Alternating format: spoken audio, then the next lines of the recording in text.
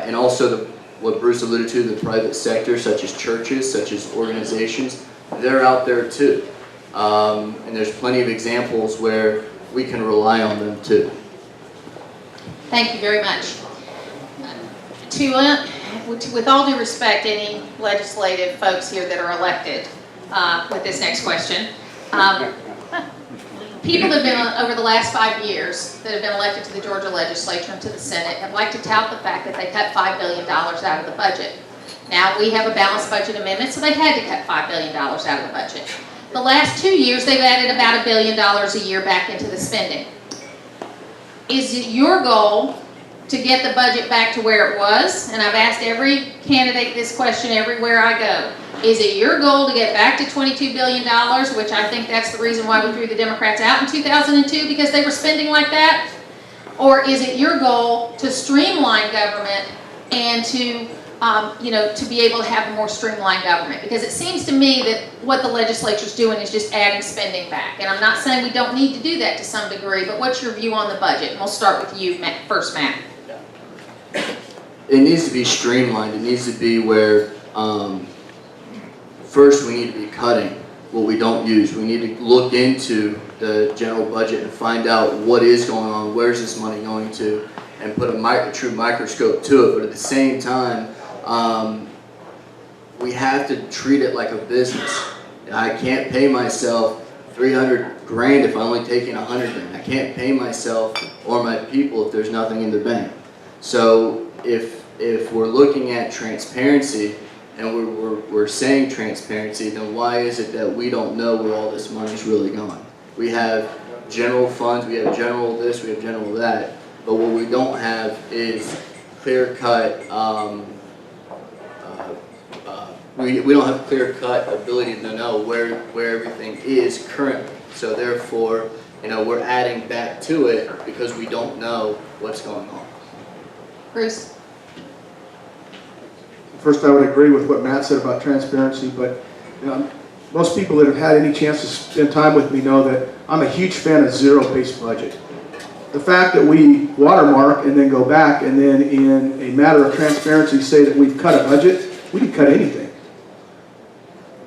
If you look at your personal budget, you base it on what your income is. You don't throw it up there and say, well, honey, we got a car payment, a house payment, a food payment, and we're going on vacation, and, well, gosh, I'll go out and see if I can get a pay raise to cover it. That's not how we as citizens do it. It's not, as Matt said, we do in our businesses. So first, they've taken steps, and I understand that they've started in the last session to go to a zero-based budget. I would be a huge fan of going 100% to a zero-based budget. I think that would provide some transparency. I am not a fan of growing government. I stated that earlier. I'm certainly not a fan of stating that I would want to grow it to where it was before. The only way I see it getting to there would be a great thing, meaning that our economy is thriving so much that we're bringing in so much money that we don't know what to do with it. So but it's certainly not what the question is. The question is, let's keep government low, let's keep the taxes low. The general fund should reflect it if we're transparent. Thank you. Maybe give it back if we got more money than we know what to do with. Hey, how about that? We'll shift gears just a little bit. Where do you stand on the personhood amendment? And we'll start with you, Bruce. Could you expand on what the personal amendment is, please? Personhood amendment. It's the pro-life amendment that's been put out by Georgia Right to Life that recognizes the life of a person from conception. Okay, just want a clarification. I believe this is correct, but I am the only candidate endorsed by Georgia Right to Life. Pro-life is not a stance that I take. Pro-life is a life for us. Not to put them on the spot, but I will. I have 2 children right here, both of which are newborns and adoptions. One of which we're facing a decision that mothers, unwed mothers, are faced every day. Thank the good Lord, those parents, those mothers, did not make that decision. So I think my stance is our life, and it lives as a part of our family. I am extremely a fan and an advocate for pro-life.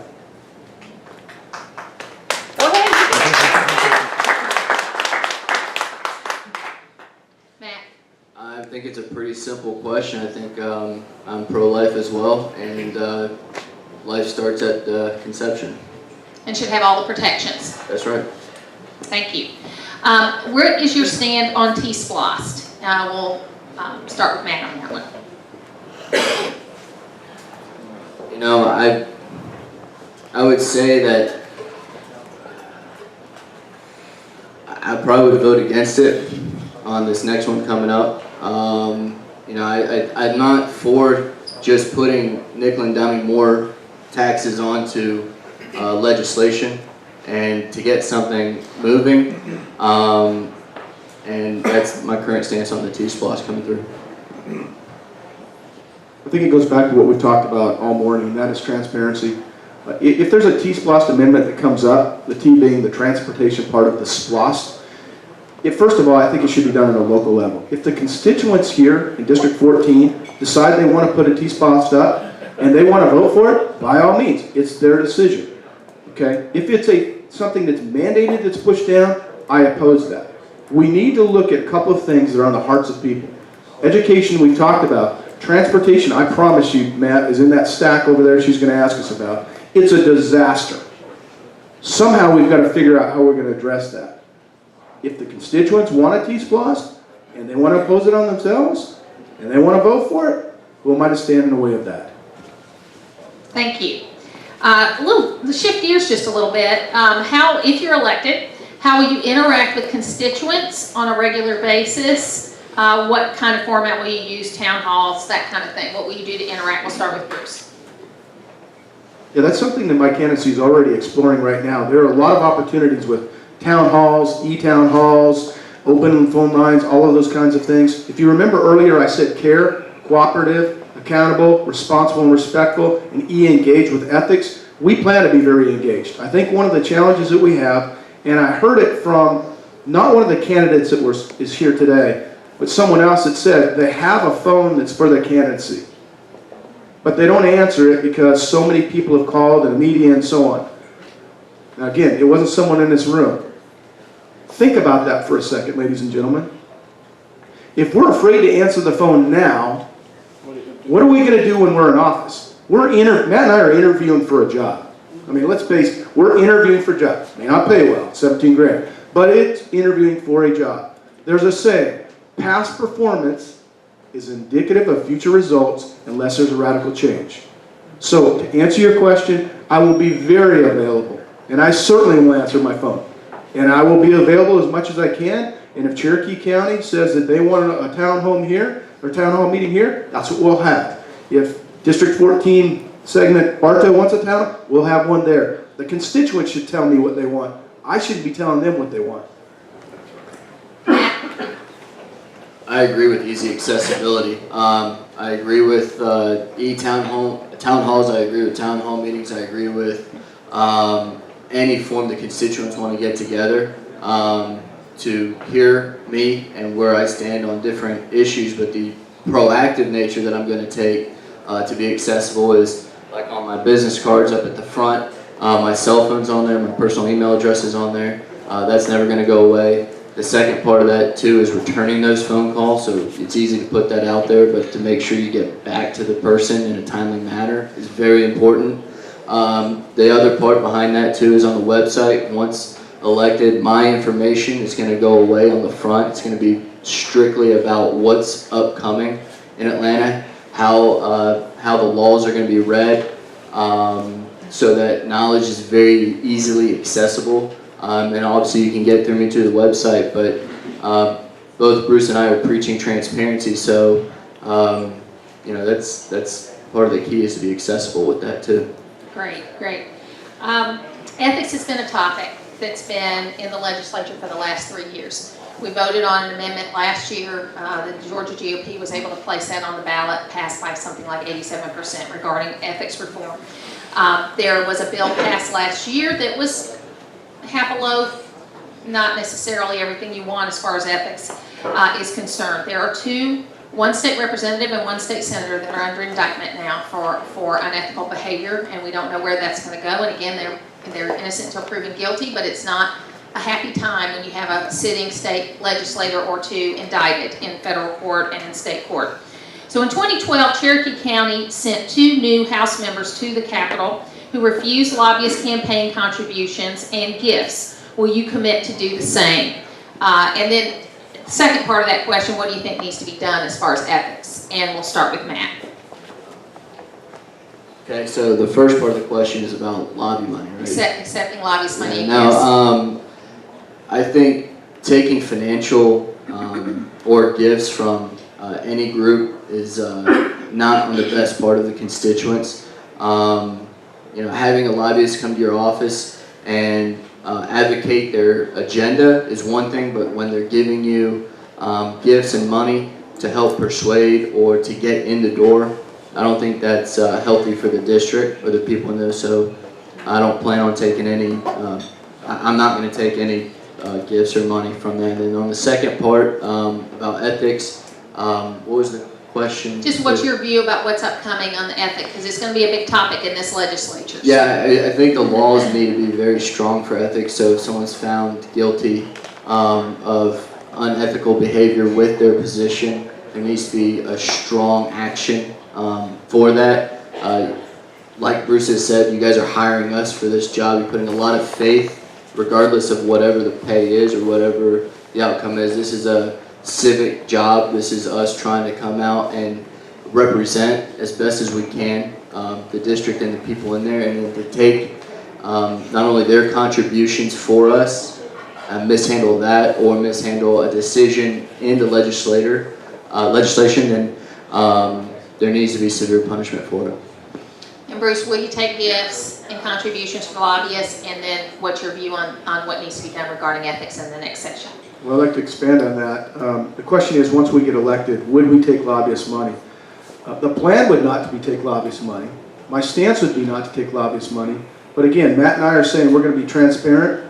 I don't know what will happen if we get into legislation and someone shows up as a lobbyist at one of our events, but I certainly would not plan on taking it. So I don't want to stand here and be held accountable because somebody slid some money in. But our stance would be, we're not going to be influenced by lobbyists, okay? Because I know that this will be aired and someone will try and hold you accountable for that, and I have no problem with being held accountable. But our intention is not to take that money, okay? And I believe you would agree with that. Let's go back to ethics. Ladies and gentlemen, you cannot legislate morality. You cannot do that. We can try all we want, but morality comes from your passion and your convictions in your heart. Am I a fan of the things that have been implemented? Absolutely. But I think Matt and I will both agree, we're a fan of having the zones where you don't carry a gun, and we continue to see that as well. People that have unethical behavior will continue to have unethical behavior.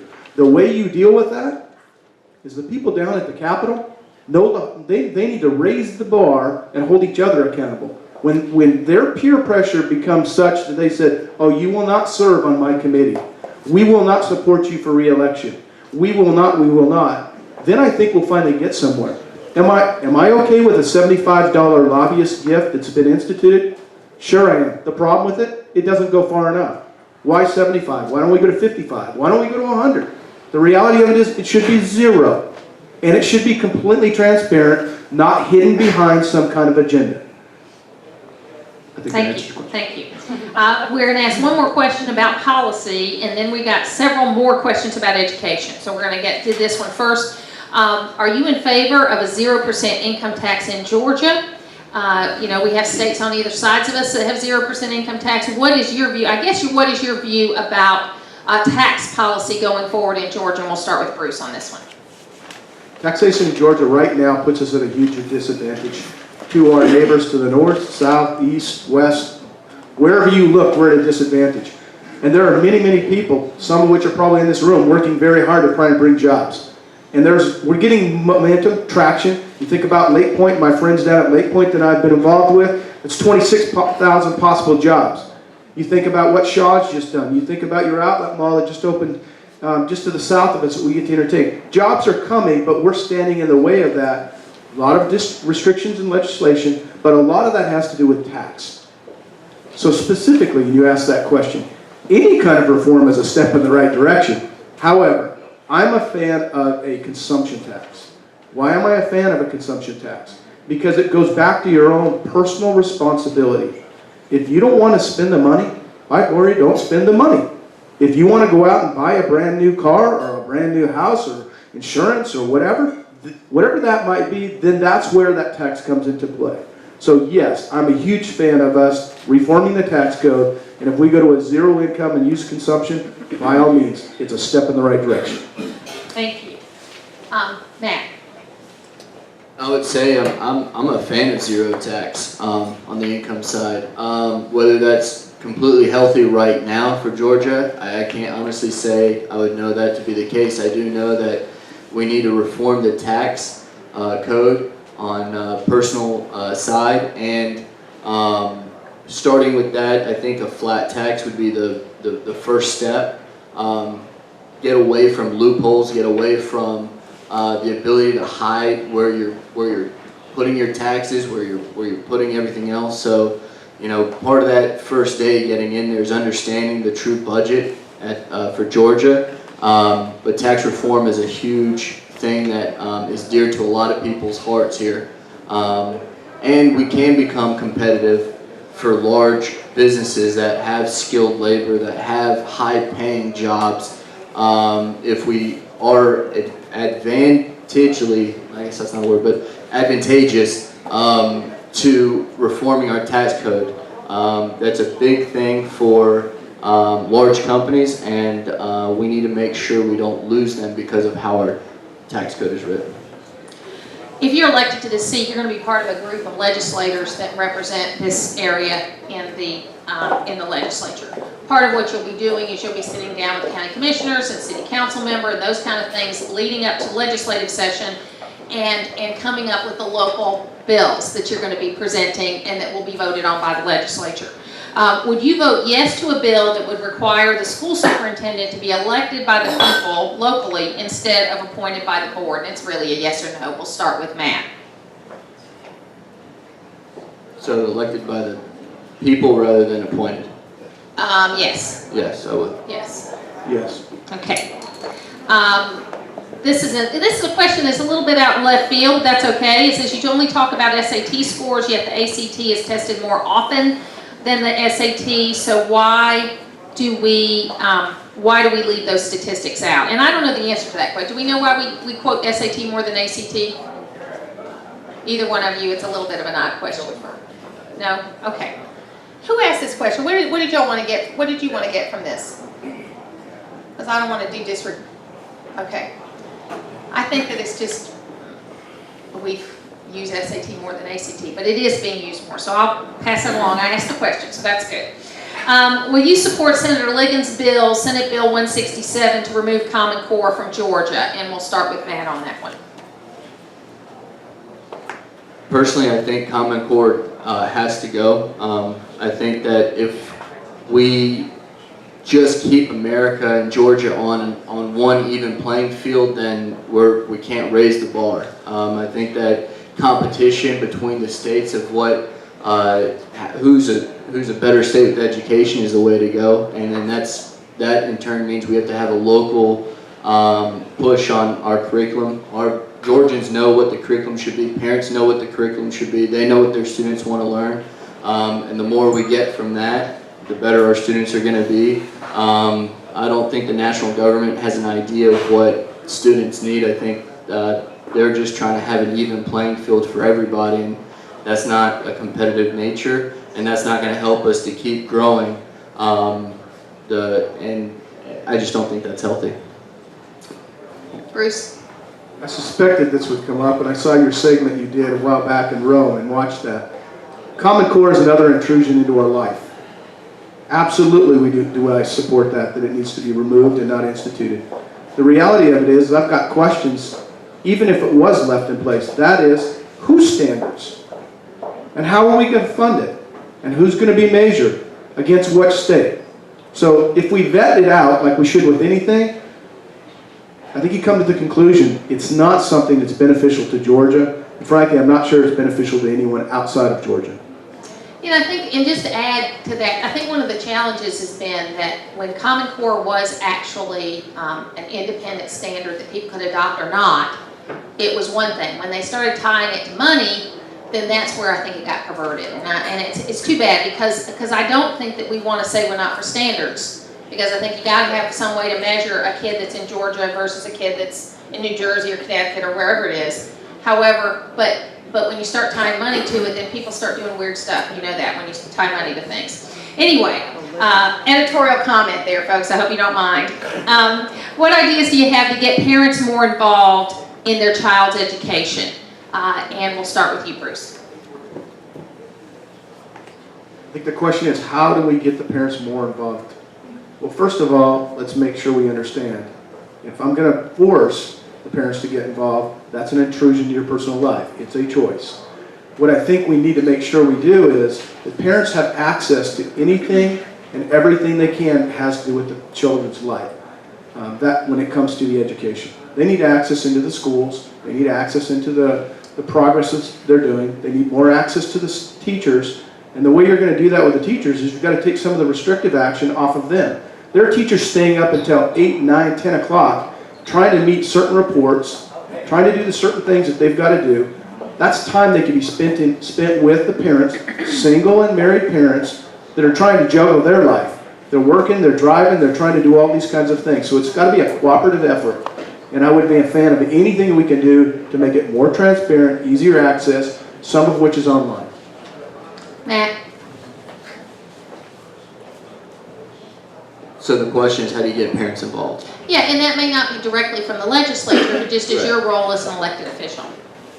I think it goes back to knowledge. The more that we can educate our parents about what's going on in the classroom, and not just a paper report coming back about an A or an F, or it needs to be more of a touch for the teachers to get involved with this classroom itself. So, I've talked to a bunch of teachers, and they say they spend all their time trying to make sure they fit the regulation and then fit the assessment afterward, that they don't get enough hands-on experience with the kid, and therefore less is coming back home that says what actually is going on for the parents to get involved. And parents have a lot going on to make ends meet, and but as a legislator with a law, I don't think there's anything to do with that, but I think it needs to be more of a peer pressure approach of a kindred spirit going in to say all these people care, and bringing them in. Great. What committees, if you're elected to the state senate, what committees would you like to be a part of, and would you want to be a part of the Republican Study Committee? We'll start with Matt. The committees that I feel would be best suited for me would be education, would be finance. Those are where I feel I'm the strongest at, and that's where a lot of my background for the finance side of it, economic development. So those are the committees that I'd like to serve on. What about the Republican Study Committee? I'm not sure about that. Okay. Okay. Bruce? Well, clearly my background is in creating jobs. And so the hearts and minds of people, everything starts with jobs. Jobs going to create revenue, it's going to create the ambition for people to get after it. So clearly I'd like to be on the economic development side. The next thing that's facing District 14, if any of you have spent any time, which you all have when you drove here, 20 is a disaster. I live on it. 575 is a disaster. The new outlet mall you have right there, it's awesome if you can get inside and shop, but most of your time spent outside trying to figure out how you're going to get in or get through. 75, we're proposed we're going to have, 4.5, 5.5, 6 million visitors over the next 10 years on there. It's a disaster. 140, I can go on and on and on. So not only is it something that I want to spend time on, it's passionate on the hearts of everyone. And if we don't address it, ladies and gentlemen, it's going to affect the economic income, because it's a way of life. It's a way of life for us, the quality of life. It's also what companies look at. They look at whether or not they can move their goods and whether or not their people can get to work. So both of those. And your last one, if I have the honor to be able to spend some time with people that are currently on that committee, I would love to be a part of a study committee. Great. And Bruce, this question is for you. You're a leader in the Chamber of Commerce, and the Chamber pushed T-SPLOST very heavily. Will you allow the Chamber to influence you? Yes, I did have the privilege of serving as the chairman of the Chamber of Commerce, where we did some great things over the last couple of years. I'm like the cow that's kind of let out into the pasture. I'm a past chairman, which you really have very little influence, so I'll come off of that. Will the Chamber influence me? The constituents will influence me. The chamber doesn't hire us. The chamber is an institution that's charged with what they're charged with. And so their influence onto me would be, the answer is no. It would be what the constituents want. If that aligns with the chamber, then yes. Were you chairman while they were pushing T-Splost? Yes, and thankfully, as you know, as a chairman, you're not forced to vote unless there's a tie. Right, okay, very good. So you weren't out there advocating for T-Splost? No, ma'am. And your role, okay. Just wanted to be sure.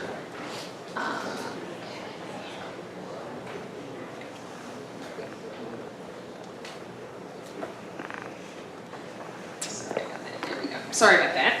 Okay. Oh, good. Okay, good. All right. Thank you. That was good. Thank you. Let's see. Transportation follow-up. Do you support hot lanes, and what are your ideas to improve that? And let's start with Matt on that one. That's a good question. I personally like the hot lanes, but is it advantageous for everybody to be able to use it? I don't think so. I think that HOV is a better option. I think that we need to relook at having more HOV lanes instead of necessarily the hot lane. Bruce?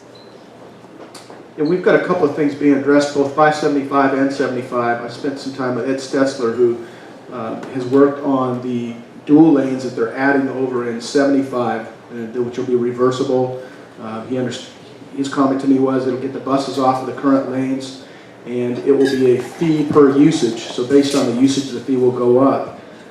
From what I understand, let me back up. My position is this. If we're going to utilize the same lanes we have and put restrictions on that, I'm not a fan. If we're expanding with additional lanes, that's a step in the right direction. Whether or not we charge for those or not, the only way I would support that, if it's necessary to fund it, is there must be a sunset provision in it. We need to sunset these instead of the fees being assessed and they're indefinitely. Okay, Matt, you answered that question. Good, very good. Okay, and we've got a couple more questions on policy. We've got some wrap-up questions here on kind of overview on philosophy. I'm going to take one last call for questions so I can be sure that I can get all the questions you want to ask in here. You guys have done a terrific job of putting questions out, though, and pretty much they aligned up with these lists that I had here. So that's always good when that happens, because we want you to be answered, and that's why we're doing this. So we got a couple more and then some good wrap-up questions. And then obviously this is kind of the last call for questions from the audience. Cherokee County has long been a conservative county. Openly liberal candidates have rarely been successful in attaining elected office. Do you believe that some Republican candidates are far from being Republicans? How can you demonstrate that you support Republican values? And I think where this question comes from is that the real challenge in these very red counties, these very red districts, is that people pretty much understand that if you don't run as a Republican, you're not going to get elected. 20 years ago, when I moved back to Georgia, it was the reverse. If you weren't a Democrat, you weren't going to get elected. So what is your view of the Republican strategy and Republicans in Cherokee County? And, are we conservatives? So we'll start with you, Matt. Start with Matt. Well, whichever way you put on the ballot, I don't think is the right way to become a candidate, but forums like this is how you're going to be able to step out and prove your conservative values or your non-conservative values. I think that it's more about the knowledge side. I mean, you got to get out there and be able to show where you came from, how you made decisions in the past, how you run your current company or organization that you're doing.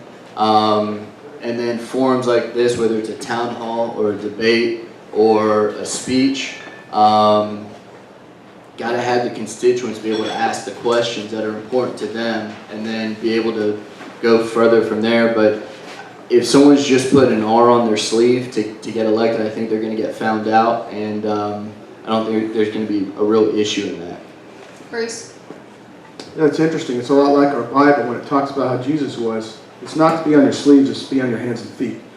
Republicans are just like that. Okay, we state less government, less taxes, more personal responsibility. Do I align with those values? Absolutely. Do we have individuals that have an R next to their name that may be running? Maybe. Do we have ones that are currently in office? I think we see the mess we're in. And speaking of that mess we're in, it goes in perfectly into this question. What's your take on the current stalemate in Washington? And what do you think the National Party and our representatives have done well and have done badly? And you don't have to name names. Let's go to Bruce first. One thing I've found is it's really easy to cast stones at people when you're not there. So I'm going to be hesitant to call out names, which is good. But I will say this. Early when we started, we talked about people, and I think, Martha, you mentioned it. People need to have a backbone. Stand for what you stand and let people make their decision based on that. We stand as Republicans for less government. We stand for personal responsibility. We stand for less taxes. The fact that we want to raise our debt, the fact that we want to burden my children and many of your children out there with a debt that is completely out of control, that I'm told 45 cents of every dollar is going to repay a debt to China, that should make all of us alarmed. So what do I think about what's going on up in D.C. right now? I think I hurt for the people that aren't getting their checks. I'm sympathetic to that.